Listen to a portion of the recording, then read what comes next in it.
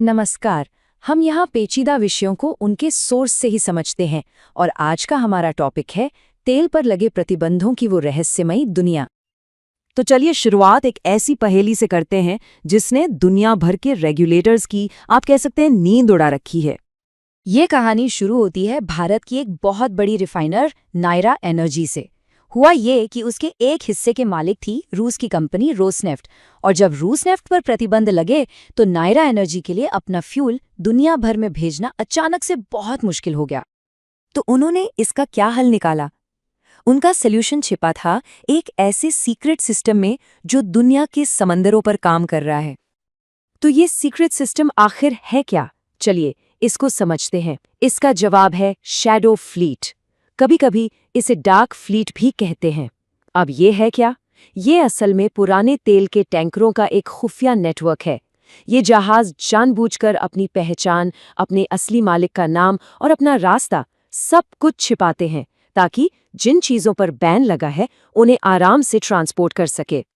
और ये कोई छोटा मोटा ऑपरेशन बिल्कुल नहीं है। हम बात कर रहे हैं करीब करीब 1600 जहाज़ों की। सोचिए, 1600 जहाज़। अब इस नंबर को थोड़ा और पर्सपेक्टिव में रखते हैं। ये जो सीक्रेट नेवी है, ये आज दुनिया के कुल तेल टैंकरों का लगभग 5वां हिस्सा बन चुकी है। मतलब 20%। हर 5 में से एक टैंकर इसी फ्लीट का हिस्सा है। तो सवाल ये उठता है कि आखिर इतना बड़ा एक विशाल तेल टैंकर सबकी नज़रों के सामने होते हुए भी गायब कैसे हो जाता है? देखिए, इसके लिए एक पूरी की पूरी प्लेबुक है। मतलब धोखेबाजी की कई तरकीबें हैं। सबसे पहले ये शेल कंपनियों का इस्तेमाल करके अपने असली मालिक का नाम छिपाते हैं। दूसरा, ये जहाज बार बार अपना नाम और अपना झंडा बदलते रहते हैं। फिर ये डाक हो जाते हैं। मतलब अपना AIS ट्रैकर या तो बंद कर देते हैं या उसे छेड़छाड़ करते हैं।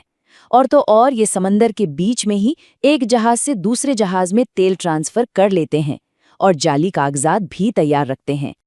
तो जब ये सारी तरकीबें एक साथ मिलती हैं तो ये एक बहुत ही पावरफुल सिस्टम बन जाता है। एक ऐसा सिस्टम जो पूरी तरह से पारदर्शिता को खत्म कर देता है और समुद्री कानूनों में जो भी लूपहोल्स हैं उनका जमकर फायदा उठाता है। तो चलिए अब ये देखते हैं कि इस खेल के खिलाड़ी कौन हैं और आखिर उन्हें इससे इतना फायदा क्या हो रहा है। इसमें जो सबसे बड़े खिलाड़ी हैं वो तो खुद वही देश हैं जिन पर प्रतिबंध लगे हैं। इन देशों ने इस फ्लीट को बनाने के लिए अरबों डॉलर खर्च किए हैं। जैसे रूस ने 2022 से अब तक करीब $10 बिलियन इसमें इन्वेस्ट किए हैं, और नतीजा आज रूस का 70% तेल जो समंदर के रास्ते एक्सपोर्ट होता है वो इसी शैडो फ्लीट के जरिए होता है। अब पैसों की बात करें तो फायदा बहुत बहुत बड़ा है। जो प्राइस कैप लगाया गया है उससे बचकर रूस अनुमान है कि हर साल एक्स्ट्रा 9 से 10 अरब डॉलर कमा रहा है, सिर्फ इस फ्लीट की वजह से। देखिए, ये पूरा सिस्टम इसलिए काम कर रहा है क्योंकि इसमें बेचने वाले और खरीदने वाले दोनों का फायदा है। एक तरफ बेचने वाले देश हैं जो प्रतिबंधों से बचना चाहते हैं, प्राइस कैप को तोड़ना चाहते हैं। वहीं दूसरी तरफ खरीदार हैं जिन्हें सस्ता डिस्काउंटेड तेल चाहिए और वो अपनी एनर्जी सिक्योरिटी भी बनाए रखना चाहते हैं। और इन सब की वजह से इसे रोकना एक बहुत बड़ा चैलेंज बन जाता है। ये बिल्कुल एक ग्लोबल लेवल पर चल रहे चोर पुलिस के खेल जैसा है। तो इसे रोकना इतना मुश्किल क्यों है? असल में जिन तरकीबों से ये फ्लीट काम करता है वही तरकीबें इसे पकड़ना भी लगभग नामुमकिन बना देती हैं।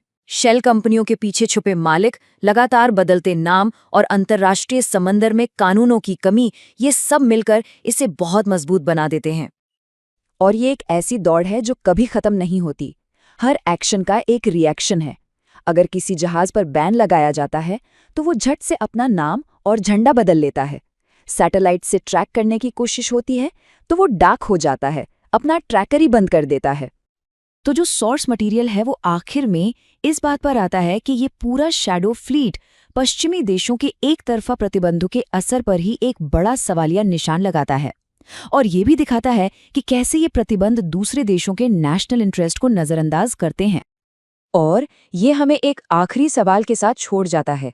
एक ऐसी दुनिया में जहां हर देश के अपने अपने हित हैं, क्या आर्थिक प्रतिबंध कभी भी सच में पूरी तरह से कामयाब हो सकते हैं?